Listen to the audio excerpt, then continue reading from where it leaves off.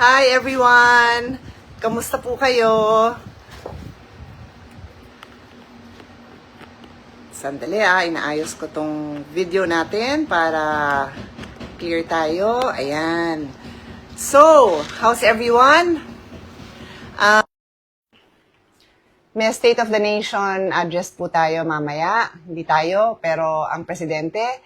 And meron akong gustong tanungin sa inyong lahat. What do you expect to hear sa State of the Nation address? So historically, and nandyan po yan sa ating Constitution, we start the Congress with the State of the Nation address of the President. Okay? So, ang ibig sabihin nun, kinikwento ng Presidente kung kamusta na ang mga ganap sa ating bansa, kamusta ng kalagayan. Normally, syempre, a president would tend to share yung mga good news na gustong i-share. Kung meron namang bad news, nasa sa kanya na yon. Kung ikikwento niya sa State of the Nation. So, that is what I want to discuss with you guys. What do you expect to hear from the President's State of the Nation address? Ika-apat ba? Tama ba? Ika-apat na State of the Nation. Or ikalima na ba niya ngayon?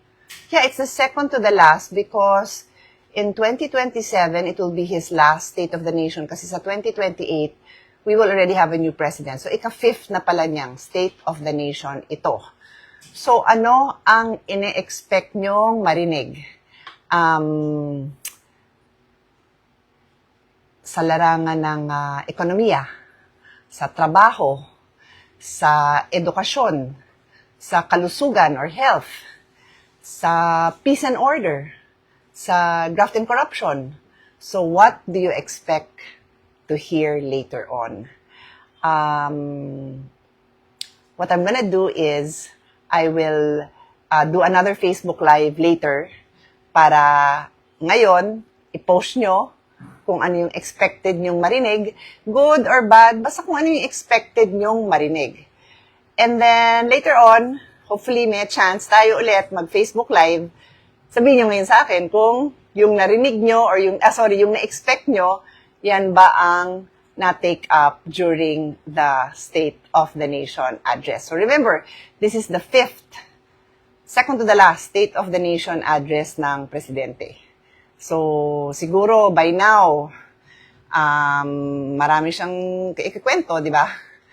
And so, we want to hear kung anong sasabihin.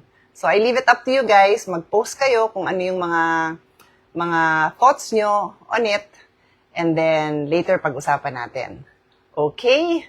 So, I hope it's a Monday. I hope everybody is starting the week well. Monday is always an opportunity to reset. Start the week well. Kung hindi man nag-umpisa ng maayos, di